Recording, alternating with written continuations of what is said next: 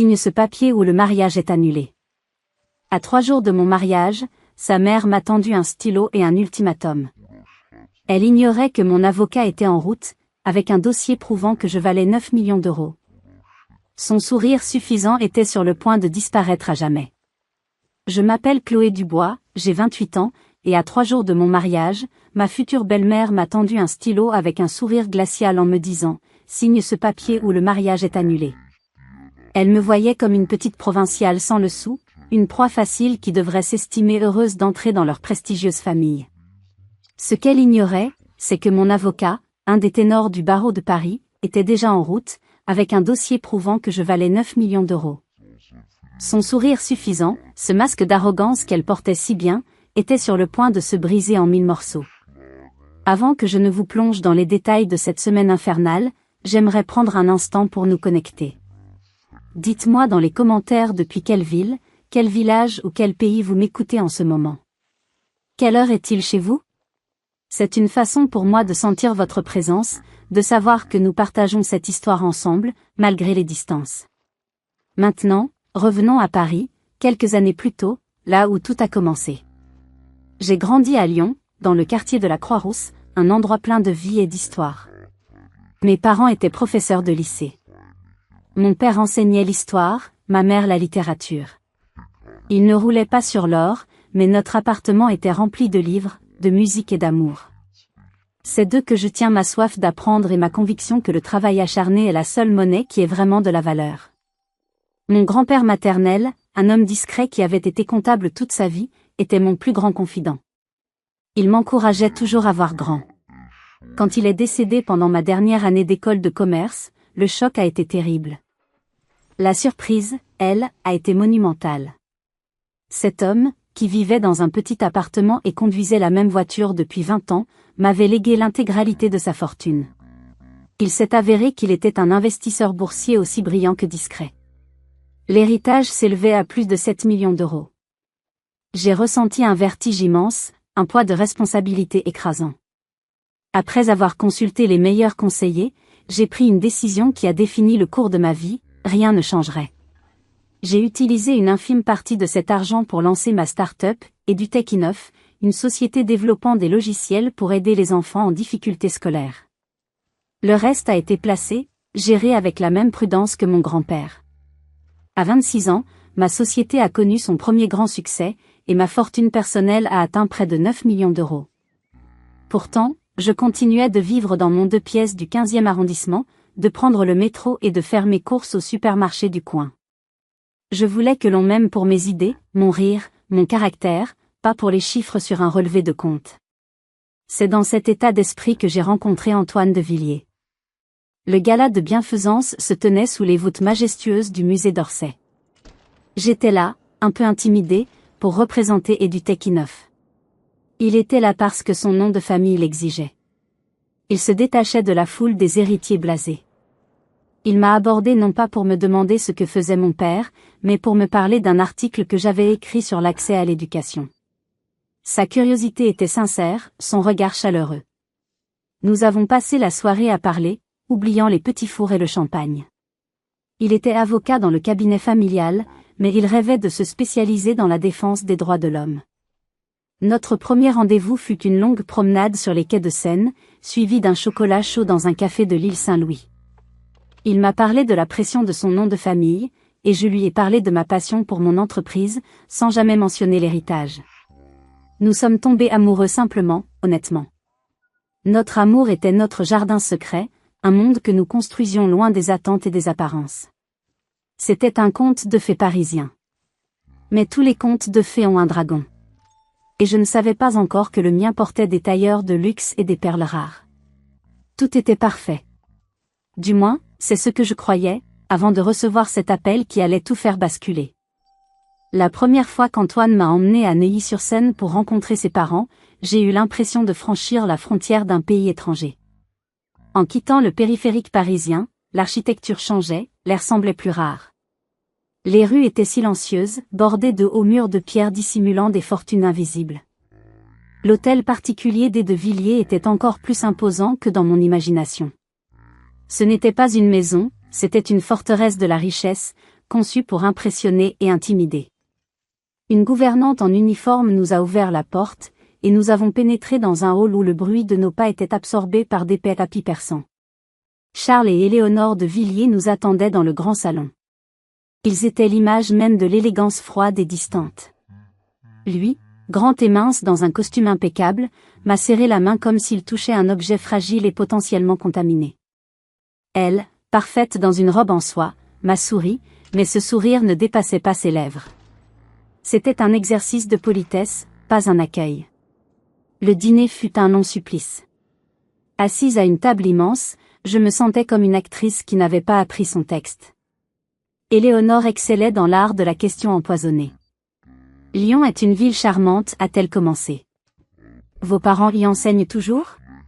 C'est une vocation si dévouée. Ils doivent être très fiers de votre réussite dans le monde des petites entreprises. Le mot « petite » était prononcé avec une emphase presque imperceptible, mais l'intention était claire, minimiser, réduire, rabaisser.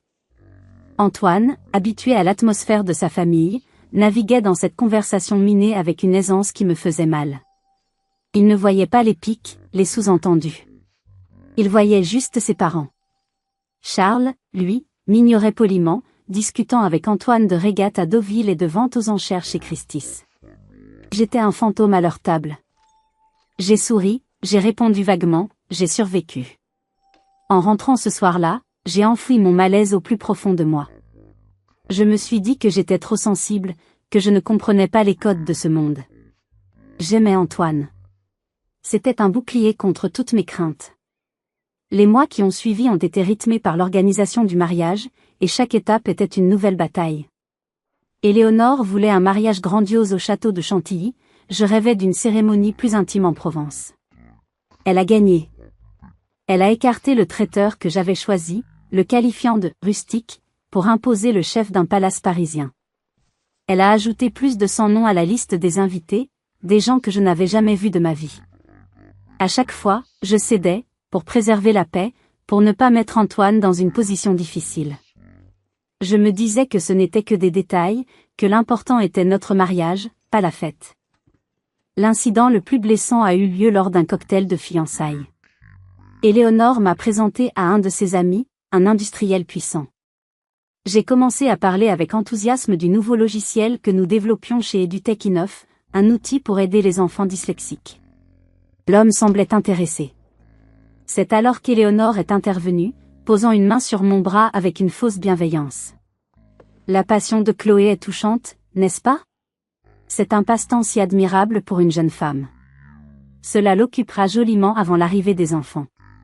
J'ai senti le sang quitter mon visage. L'industriel a eu un petit sourire poli et a détourné la conversation. En une phrase, Éléonore avait anéanti ma crédibilité professionnelle, me réduisant à une future mère au foyer avec un petit hobby. J'ai cherché le regard d'Antoine, mais il était à l'autre bout de la pièce, riant avec ses cousins. Il n'avait rien vu, rien entendu.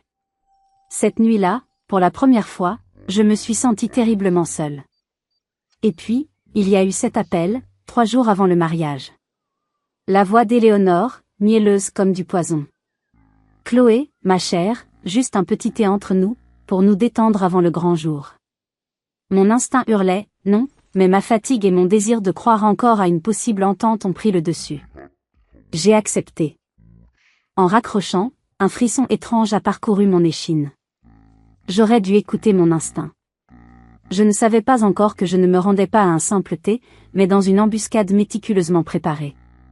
Quand je suis arrivée à l'hôtel particulier cet après-midi-là, l'atmosphère était différente. Plus lourde, plus formelle. La gouvernante, d'habitude discrète, m'a regardée avec une pointe de pitié dans les yeux avant de me conduire au grand salon. Ce n'était pas la pièce lumineuse où nous prenions parfois le café, mais une salle sombre, lambrissée, dominée par les portraits d'ancêtres au regard sévère. Ils étaient là, Charles et Éléonore, assis côte à côte sur un canapé en velours, comme un couple royal s'apprêtant à rendre un jugement. Il n'y avait ni tasse de thé, ni petit gâteau. Juste une tension palpable. « Asseyez-vous, Chloé, a dit Éléonore, son ton dénué de toute chaleur. J'ai obéi, m'installant sur un fauteuil qui me semblait à des kilomètres d'eux. Le silence s'est étiré, pesant. C'est Charles qui l'a rompu, avec la précision d'un chirurgien. Nous avons profité de cette occasion pour discuter d'un point administratif important qui doit être réglé avant la cérémonie. Il a fait un signe de tête à sa femme. Éléonore s'est penchée et a pris une chemise cartonnée posée sur la table basse. Elle l'a ouverte et en a sorti un document de plusieurs dizaines de pages, relié. Elle l'a poussé vers moi. Le geste était lent, délibéré. Ceci, a-t-elle annoncé, est votre contrat de mariage. Le souffle m'a manqué. J'ai regardé le document, puis Antoine, qui n'était pas là, puis ses parents. Un contrat de mariage? Antoine ne m'a jamais, nous n'en avons jamais discuté. Antoine est un jeune homme sensible, a dit Éléonore avec un sourire condescendant. Il ne voulait pas vous importuner avec ses contingences matérielles. Mais il est conscient de ses obligations familiales et il comprend parfaitement la nécessité de ce document. C'est une simple formalité, ma chère.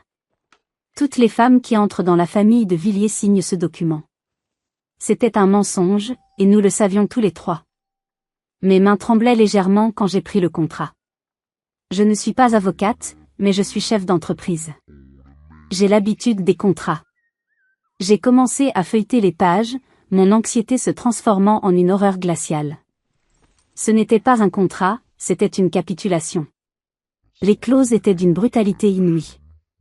En cas de divorce, non seulement je n'aurais droit à aucune part du patrimoine commun acquis pendant le mariage, mais je devrais renoncer à toute pension alimentaire.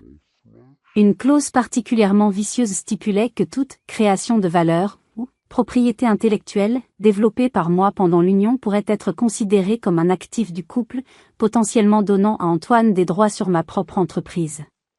C'était une tentative de vol, à peine déguisée sous un jargon juridique. Ce contrat semble extraordinairement déséquilibré, ai-je murmuré, ma gorge sèche. Charles a eu un petit rire sans joie. Il est conçu pour protéger un patrimoine qui a été bâti sur plusieurs générations. Vous ne pouvez pas vous attendre à entrer dans cette famille les mains vides et à en repartir avec une fortune. Mes mains ne sont pas vides, ai-je rétorqué, ma voix gagnant en fermeté. J'ai ma propre entreprise. Éléonore a agité la main avec dédain. Votre petite start-up est adorable, Chloé. Mais soyons sérieux. Nous parlons de biens immobiliers à Paris, de vignobles à Bordeaux, de portefeuilles d'actions internationaux. Ce n'est pas le même monde. Je ne signerai rien sans que mon avocat l'ait examiné, ai-je déclaré. Le masque de la fausse bienveillance est tombé. Le visage d'Éléonore s'est durci. Je crains que nous n'ayons pas le temps pour cela. Nous souhaitons que cette affaire soit réglée aujourd'hui. Aujourd'hui, ai-je répété, incrédule. Vous plaisantez? Nous ne plaisantons jamais lorsqu'il s'agit des intérêts de la famille, a dit Charles, sa voix devenant tranchante comme de l'acier. Alors, laissez-moi être clair, ai-je dit en me levant. Vous êtes en train de me dire que si je ne signe pas ce document, ici et maintenant, sans aucun conseil juridique, vous annulez le mariage de votre propre fils? Éléonore s'est levée à son tour, me toisant de toute sa hauteur. Son sourire est revenu, mais il était effrayant. Ce que nous disons, ma chère, c'est que pour devenir une de Villiers, il y a des règles. C'est à prendre ou à laisser. Charles a prononcé la sentence finale, chaque mot tombant comme une lame de guillotine. Vous avez jusqu'à demain matin, 9 heures précises. Soit nous recevons ce document signé, soit le mariage est annulé. La décision vous appartient. La bombe était lâchée. L'ultimatum était posé. Ils étaient convaincus de leur pouvoir, certains que la petite provinciale, que j'étais n'avait pas d'autre choix que de céder. Ce qu'ils ne savaient pas, c'est qu'ils venaient de réveiller une lionne. Je suis sorti de cet hôtel particulier comme une somnambule, le contrat serré contre ma poitrine comme s'il s'agissait d'un serpent venimeux. Le bruit de la lourde porte se refermant derrière moi a résonné comme un coup de tonnerre. J'ai atteint ma voiture, je me suis assise au volant, mais je suis restée là, incapable de bouger, les mains tremblantes. Puis les larmes sont venues. Pas des larmes silencieuses, mais des sanglots déchirants, un mélange de rage, de chagrin et d'une profonde humiliation. J'ai pleuré pour la naïveté que j'avais perdue, pour l'amour que je croyais si pur et qui était maintenant souillé par cette sordide affaire d'argent. Le trajet de retour vers Paris a été un cauchemar.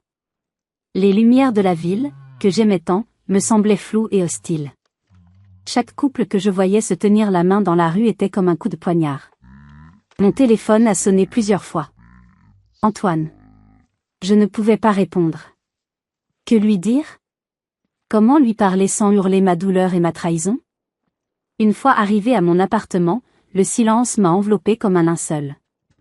J'ai jeté le contrat sur la table basse où il est resté, menaçant. J'ai appelé Léa.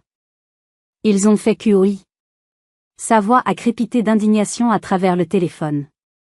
J'ai tout raconté, entre deux sanglots, la froideur de ses parents, les clauses du contrat, l'ultimatum. Ce sont des monstres, Chloé. Des monstres calculateurs. Et Antoine? Qu'est-ce qu'il dit dans tout ça? C'est le pire, Léa, ai-je murmuré. Ils ont dit qu'il était au courant. Qu'il comprenait. Ce n'est pas possible, a dit Léa, mais il y avait un doute dans sa voix. Tu dois l'appeler. Tu dois savoir. Après avoir raccroché, j'ai fixé mon téléphone pendant ce qui m'a semblé une éternité. Finalement, j'ai appuyé sur son nom.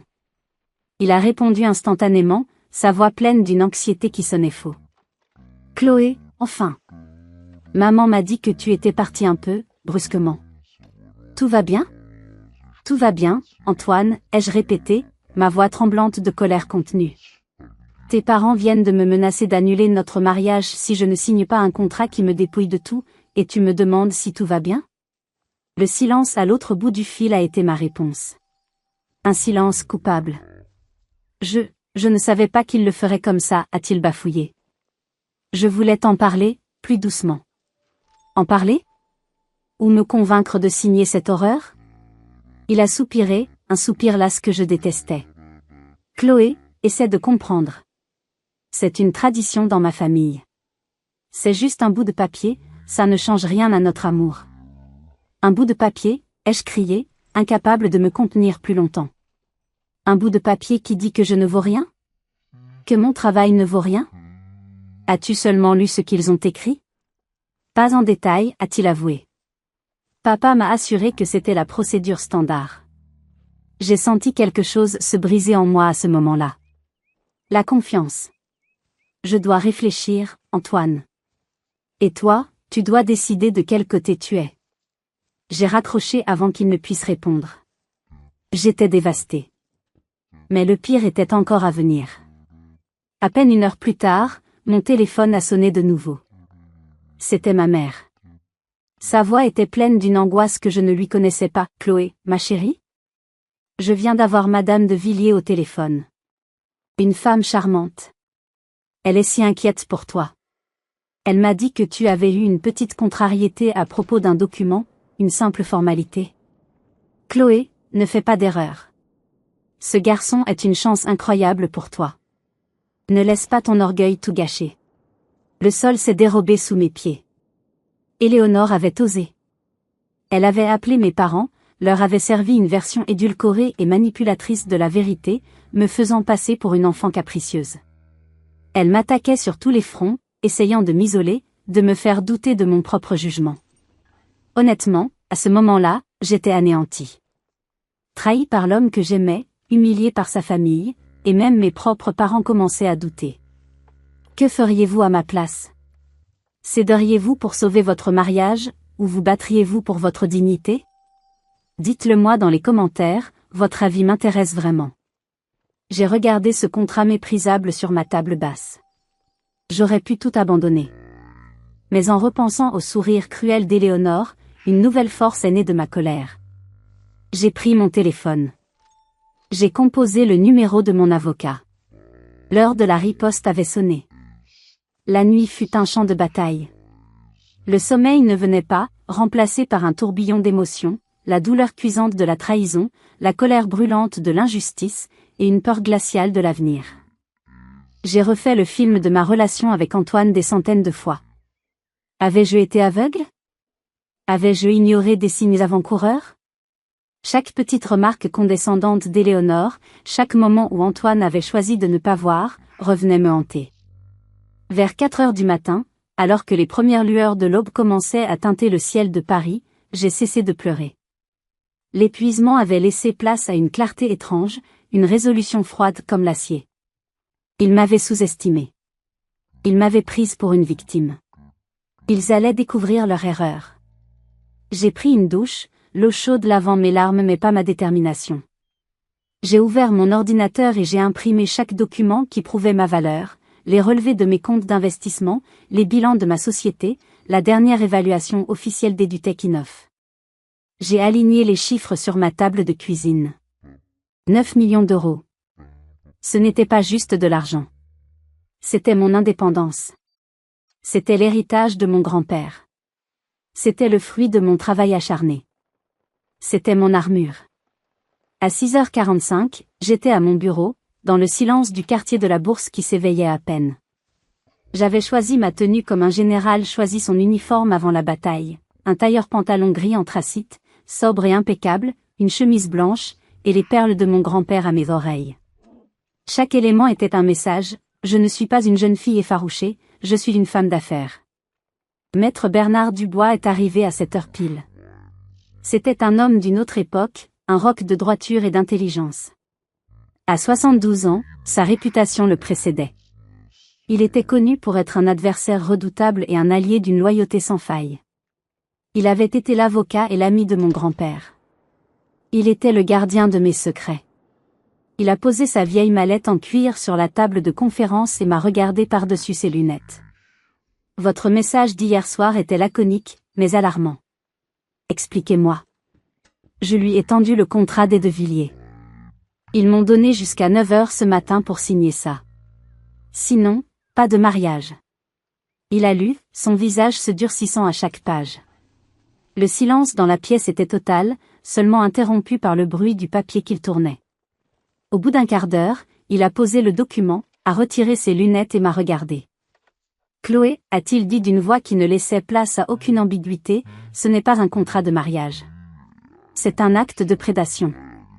J'ai vu des contrats de requins dans ma carrière, mais celui-ci est un chef-d'œuvre de malveillance. Pouvons-nous riposter, ai-je demandé, ma voix à peine un murmure. Un sourire fin, presque imperceptible, a étiré les lèvres du vieil avocat. Riposter? Ma chère enfant, nous allons orchestrer une contre-offensive si brillante qu'ils ne sauront même pas ce qui leur est arrivé. Maintenant, au travail. Dites-moi ce que vous voulez. Pendant 2 heures, nous avons disséqué leur contrat, clause par clause, et avons bâti le nôtre. Maître Dubois traduisait mes volontés en langage juridique avec une virtuosité fascinante. Nous avons protégé mes actifs, bien sûr, mais nous avons aussi défini ce qu'est un partenariat équitable. Nous avons inséré des clauses sur le respect mutuel des carrières, sur la prise de décision conjointe pour les investissements majeurs. Et surtout, nous avons blindé Edutech Innov avec une forteresse de protection légale. Notre document n'était pas une arme, c'était un bouclier. Un bouclier pour 2. Maintenant, la stratégie, a dit Maître Dubois en imprimant la version finale. Vous devez d'abord rallier Antoine à votre cause. Seul. Montrez-lui les 2 contrats. Montrez-lui vos relevés de compte. Un homme intelligent et honnête comprendra. S'il ne comprend pas, alors il ne mérite pas que vous vous battiez pour lui. Son conseil était dur, mais juste. J'ai rassemblé mes documents, mon nouveau contrat et mes preuves financières. Mon armée était prête. J'ai envoyé un SMS à Antoine, nous devons parler. Retrouve-moi au café de Flore à 13h. Seul. Sa réponse a été immédiate, j'y serai. Je t'aime. Ces 3 derniers mots m'ont fait mal. Le premier acte de ma contre-attaque était sur le point de commencer. Le café de Flore était bondé à l'heure du déjeuner, un balai incessant de touristes, d'intellectuels et de Parisiens pressés. J'ai trouvé une table à l'étage, plus calme, offrant une vue sur le boulevard Saint-Germain. J'étais en avance, le cœur battant la chamade. J'avais répété cette conversation dans ma tête des dizaines de fois, mais maintenant que le moment approchait, la peur menaçait de paralyser ma détermination. Et si Maître Dubois avait tort? Et si Antoine ne comprenait pas? Et si l'amour ne suffisait pas face à la loyauté familiale? Il est arrivé à 13h05, l'air hagard. Il n'avait clairement pas dormi. Il portait le même costume que la veille, légèrement froissé. En me voyant, Une vague de soulagement a traversé son visage, rapidement remplacée par de l'anxiété. Chloé, a-t-il dit en s'asseyant. J'ai eu si peur que tu ne viennes pas. Nous devons parler. Je suis tellement désolée. Il a commencé à parler, un flot de paroles confuses, d'excuses, de justifications. Il m'a dit qu'il avait passé la nuit chez un ami, qu'il avait essayé de raisonner ses parents après mon départ, sans succès. Il m'a dit qu'il était pris au piège, qu'il m'aimait plus que tout mais qu'il ne savait pas comment s'opposer à eux. Je l'ai laissé parler, observant l'homme que j'aimais se débattre dans ses propres faiblesses. Il y avait de la sincérité dans sa douleur, mais il y avait aussi une passivité qui me glaçait le sang. Quand il a finalement manqué de souffle, je n'ai pas répondu à ses excuses. J'ai simplement ouvert mon sac et j'ai sorti 2 dossiers que j'ai posés sur la petite table entre nous. Le premier était le contrat de ses parents. Le second contenait les documents que j'avais préparés. Avant que nous continuions, ai-je dit d'une voix que je voulais neutre, j'ai besoin que tu regardes quelque chose. Lis ça d'abord. Je lui ai tendu le contrat des De Villiers. Il a froncé les sourcils, surpris, mais il a obéi. C'était la première fois qu'il le lisait vraiment. J'ai observé son visage se transformer. La confusion a laissé place à l'incompréhension, puis à une colère sourde. Je l'ai vu s'arrêter sur la clause concernant la propriété intellectuelle. Il a relu le paragraphe 2 fois, comme s'il ne pouvait pas y croire. Mais, c'est monstrueux, a-t-il murmuré. C'est du vol. Ils veulent mettre la main sur ta société. C'est ce que j'ai essayé de te dire hier, ai-je répondu calmement. Il a levé les yeux vers moi, la honte se lisant sur son visage. Je suis un idiot. Je leur ai fait confiance aveuglément. Je suis impardonnable. Attends, ai-je dit. Il y a autre chose que tu dois savoir. La raison pour laquelle cette clause est si dangereuse. J'ai ouvert le deuxième dossier. À l'intérieur se trouvaient les relevés de mes comptes et l'évaluation de ma société. Je lui ai tendu la première page, le résumé de mon patrimoine. Il l'a prise, son regard balayant les lignes. Puis il s'est figé. Ses yeux se sont écarquillés. Il a regardé le chiffre, puis moi, puis le chiffre à nouveau.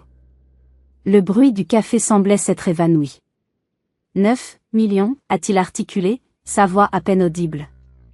Chloé, qu'est-ce que c'est que ça? C'est une blague? J'ai secoué la tête. Ce n'est pas une blague, Antoine. C'est l'héritage de mon grand-père, et le fruit de mon travail. C'est la raison pour laquelle je n'ai jamais demandé un centime à personne. C'est la raison pour laquelle je voulais être aimé pour moi-même. Il est resté silencieux pendant un long moment, fixant le papier comme s'il pouvait lui brûler les doigts. J'ai vu une succession d'émotions traverser son visage, le choc, l'incrédulité, peut-être un peu de blessure. Pourquoi, a-t-il finalement demandé, sa voix pleine d'une douleur sincère. Pourquoi tu ne m'as rien dit? Tu ne me faisais pas confiance? Au contraire, ai-je répondu, ma voix s'adoucissant. C'est parce que je te faisais confiance en notre amour, que je ne voulais pas que l'argent s'interpose entre nous. Je voulais être sûre que tu m'aimais moi, Chloé, pas mon compte en banque. Tes parents, eux, m'ont prouvé hier qu'ils n'étaient capables de voir que ça. La compréhension a finalement percé. Il a regardé le contrat de ses parents, puis mes relevés de compte, et j'ai vu la honte sur son visage se transformer en une fureur froide. Il a compris l'ampleur de leur mépris, de leur calcul. Il a compris qu'ils n'avaient pas seulement essayé d'humilier une fille sans le sou, mais qu'ils avaient failli saboter une alliance avec une femme qui était leur égale sur le plan financier. Il a fermé le dossier, m'a regardé droit dans les yeux, et pour la première fois depuis 48 heures, j'ai revu l'homme dont j'étais tombée amoureuse. Qu'est-ce qu'on fait maintenant, a-t-il demandé. Je lui ai souri. Maintenant, mon amour, nous allons leur rendre visite. Le salon privé que j'avais réservé chez Lasserre était l'incarnation du luxe discret.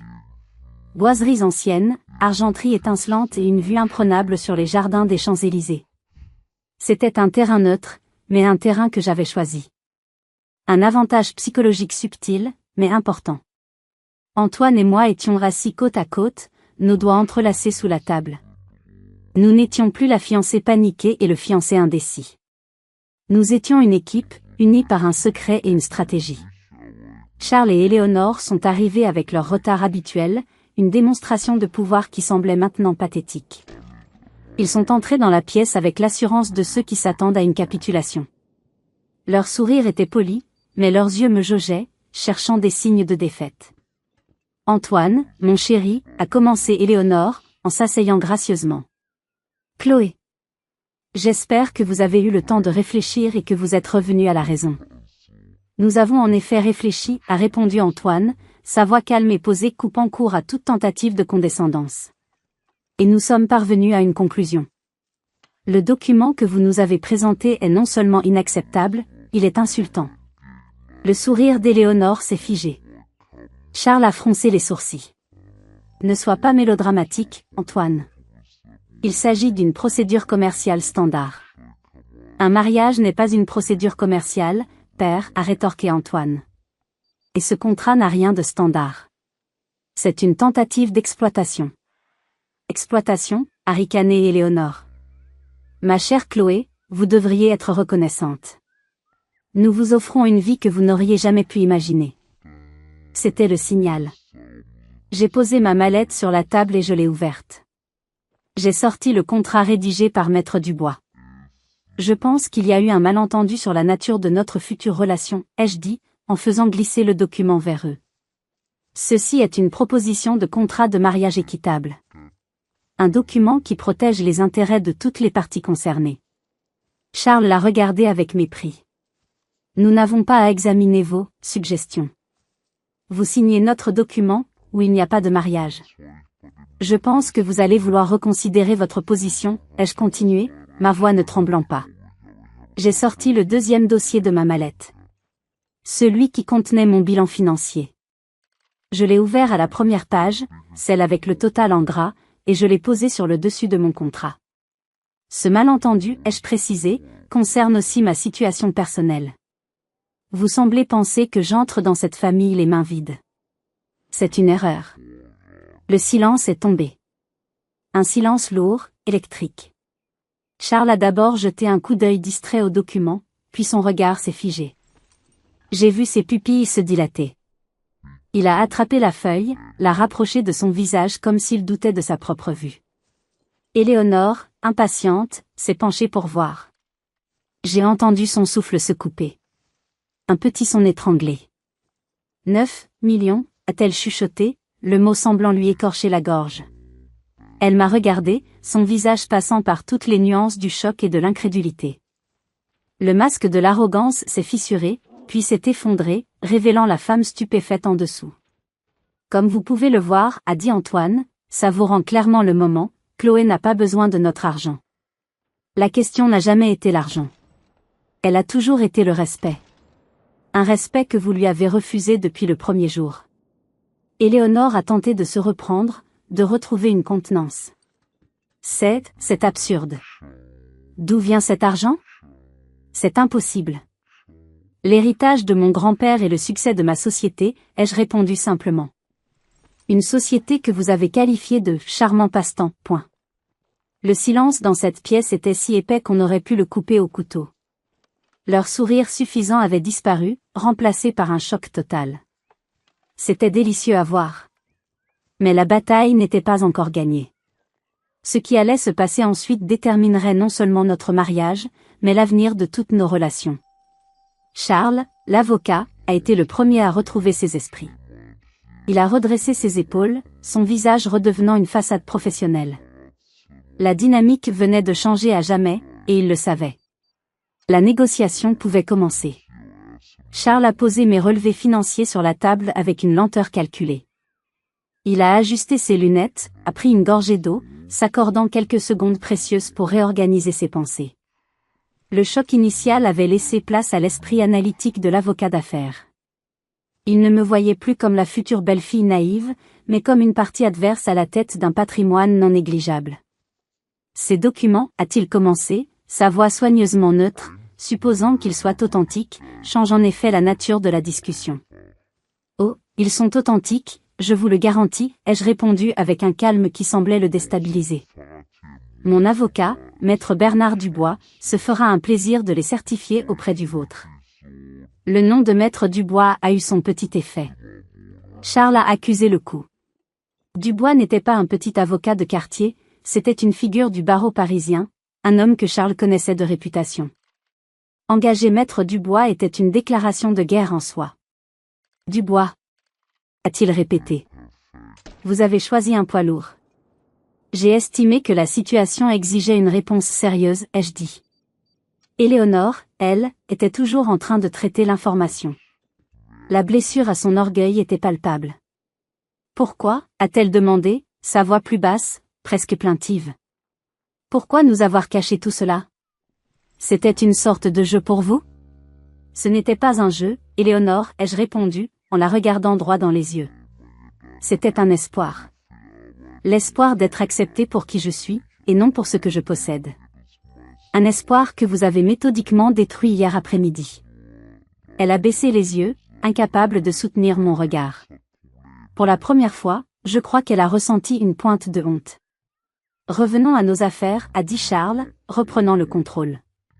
Il a pris notre proposition de contrat. Nous allons évidemment devoir faire examiner ce document par notre conseil juridique. Cela prendra du temps. Vous avez jusqu'à demain, 15 heures, a dit Antoine fermement. C'est notre dernière offre. Passé ce délai, Chloé et moi partirons en vacances et nous enverrons les faire-part d'annulation. L'ultimatum avait changé de camp. La menace était maintenant la nôtre. Charles a serré la mâchoire, mais il a hoché la tête. Très bien. 15 heures. Le reste du dîner s'est déroulé dans une atmosphère surréaliste. Nous n'avons pas commandé de nourriture. Ils ont bu leur apéritif en silence, tandis qu'Antoine et moi buvions notre eau pétillante. La conversation était morte. Le pouvoir avait changé de main, et personne ne savait encore comment naviguer dans ce nouveau territoire. Quand ils sont partis, Charles m'a serré la main. C'était une poignée de main ferme, celle d'un égal. Vous êtes une jeune femme surprenante, Chloé. Éléonore m'a à peine regardée. Elle était trop occupée à panser les plaies de son ego. La journée du lendemain a été une longue attente tendue. Mon téléphone est resté silencieux jusqu'à 14h45. C'était maître Dubois. Ils ont cédé, a-t-il dit, une note de triomphe dans la voix. Leurs avocats ont tenté de renégocier quelques points mineurs, des détails sémantiques pour sauver la face. J'ai tout refusé. Ils viennent de me renvoyer le document, signé et paraphé. Vous avez gagné, Chloé. Sur toute la ligne. Un immense soulagement m'a envahi, si puissant qu'il m'a presque fait plier les genoux. J'ai appelé Antoine pour lui annoncer la nouvelle. Il y a eu un cri de joie à l'autre bout du fil. On a réussi, mon amour. On a réussi. Ce soir-là, il est venu à mon appartement avec une bouteille de champagne. Nous n'avons pas parlé du contrat, ni de ses parents. Nous avons parlé de nous, de notre avenir. Nous avons parlé de la confiance, de l'honnêteté. La crise nous avait presque détruits, mais en la surmontant ensemble, elle nous avait rendus plus forts, plus soudés que jamais. Le contrat était signé. La guerre était finie. Mais je me demandais, alors que le jour du mariage approchait, si une véritable paix était possible. Surtout avec une belle-mère comme Éléonore. Le matin de mon mariage, je me suis réveillée dans la suite d'un grand hôtel parisien avec une sensation de calme profond. Le soleil filtrait à travers les rideaux, promettant une journée radieuse. La tempête était passée. Aujourd'hui, il n'y avait plus de contrat, plus d'ultimatum, plus de secrets. Il n'y avait que l'amour. Léa et ma mère étaient là, s'affairant autour de moi, créant une bulle de joie et d'excitation. En enfilant ma robe, une création simple et moderne en soi, je me suis regardée dans le grand miroir. Je ne voyais pas seulement une mariée. Je voyais une femme qui avait failli tout perdre, mais qui avait trouvé la force de se battre pour sa dignité et son bonheur. Alors que la coiffeuse et la maquilleuse mettaient les dernières touches, on a frappé à la porte de la suite. Léa est allée ouvrir et est revenue avec une expression de surprise. « Chloé, c'est Madame de Villiers. Elle demande si elle peut te parler. » Seule. Mon cœur a fait un bond. Ma mère a froncé les sourcils, prête à monter la garde. « Laissez-la entrer, ai-je dit doucement. Je devais affronter cela, une dernière fois. » Éléonore est entrée, et j'ai été surprise par son apparence. Elle ne portait pas une de ces tenues ostentatoires, mais d'une robe d'un bleu pastel, élégante mais sobre. Elle semblait plus petite, plus vulnérable. Elle a congédié le personnel d'un geste de la main et nous nous sommes retrouvés seuls. Chloé, a-t-elle commencé, sa voix moins assurée que d'habitude. Je sais que mes mots ne pourront pas effacer le mal que j'ai fait. Mais je tenais à vous présenter mes excuses. Elle a marqué une pause, comme si les mots lui coûtaient. J'ai été odieuse. J'ai agi par orgueil, par peur aussi peut-être. La peur de voir mon fils m'échapper, la peur de ce que je ne comprenais pas. J'ai basé mon jugement sur des apparences, des préjugés stupides. Je vous ai profondément manqué de respect, et j'en suis sincèrement désolée. C'était plus que ce à quoi je m'attendais. La sincérité dans son regard était réelle. Elle a sorti une petite boîte en velours de son sac. Ceci ne réparera rien, mais je voudrais que vous l'ayez. Je l'ai ouverte. À l'intérieur, une paire de boucles d'oreilles en saphir et diamant, d'un style ancien et délicat. Elles appartenaient à l'arrière-grand-mère d'Antoine, a-t-elle expliqué. Elles venaient d'une famille modeste. Un mariage d'amour qui a fait scandale à l'époque. On dit qu'elle avait un caractère de feu et une intelligence redoutable. C'est elle qui a sauvé le cabinet de la faillite pendant la crise de 29. Elle vous ressemble un peu, je crois. Les larmes me sont montées aux yeux. C'était un cadeau d'une signification immense. Un rameau d'olivier. Une reconnaissance. Merci, Éléonore, ai-je murmuré. Je les porterai. Elle m'a aidé à les attacher, ses doigts effleurant mon oreille. C'était un geste de paix, le début fragile de quelque chose de nouveau. La cérémonie à l'église Saint-Germain-des-Prés a été un moment suspendu dans le temps. Quand les grandes portes se sont ouvertes et que j'ai commencé à remonter l'allée au bras de mon père, mon regard a croisé celui d'Antoine. L'amour, la fierté et le soulagement que j'y ai vus ont balayé les derniers vestiges de doute. Nos « oui » ont résonné sous les voûtes séculaires, scellant non seulement notre union, mais la victoire de notre amour sur l'adversité. La réception au Pré-Cattelan a été une fête joyeuse. L'atmosphère était détendue, sincère. Charles est venu me voir, une coupe de champagne à la main. Félicitations, Chloé. Et bienvenue dans la famille. Vraiment. Il a ajouté, avec un clin d'œil, n'hésitez pas à m'appeler si vous cherchez à lever des fonds pour votre prochain projet. Le changement était stupéfiant. Plus tard dans la soirée, alors qu'Antoine et moi partagions notre première danse, il s'est penché vers mon oreille. Tu sais, je crois que ma mère commence à t'admirer. Et honnêtement, elle me fait un peu peur maintenant. J'ai ri, un rire libéré et heureux. Ce n'est pas l'argent qui impressionne les gens comme elle, mon amour. C'est la force. Avez-vous déjà dû vous battre pour le respect dans votre propre famille ou belle famille? Racontez-moi vos histoires dans les commentaires ci-dessous. Notre lune de miel a été une bulle de bonheur, 2 semaines passées à explorer les villages blancs des Cyclades, loin des complexités de nos vies parisiennes. C'était plus qu'un voyage, c'était la fondation de notre nouvelle vie à deux. Nous avons beaucoup parlé. Nous avons mis des mots sur les blessures, sur les peurs, et nous avons établi les règles de notre royaume. La première règle, notre couple passerait toujours en premier. La deuxième, les décisions importantes seraient prises à deux, et à deux seulement. La troisième, l'honnêteté totale, même quand c'est difficile. De retour à Paris, nous avons mis ces règles en pratique. Le premier test, comme je m'y attendais, est venu d'Éléonore. Quelques mois après le mariage, elle a commencé à insister lourdement pour que nous venions dîner à Neuilly tous les dimanches, invoquant une « tradition familiale » que je savais inventer pour l'occasion. L'ancienne Chloé aurait probablement accepté en soupirant, pour acheter la paix. Mais nous n'étions plus dans l'ancien monde. Antoine et moi en avons discuté. C'est à moi de gérer ça, a-t-il dit. Il a appelé sa mère et lui a expliqué calmement et fermement, « Maman, nous serions ravis de venir dîner une fois par mois. Mais le reste du temps, Chloé et moi avons besoin de construire notre propre vie, nos propres traditions.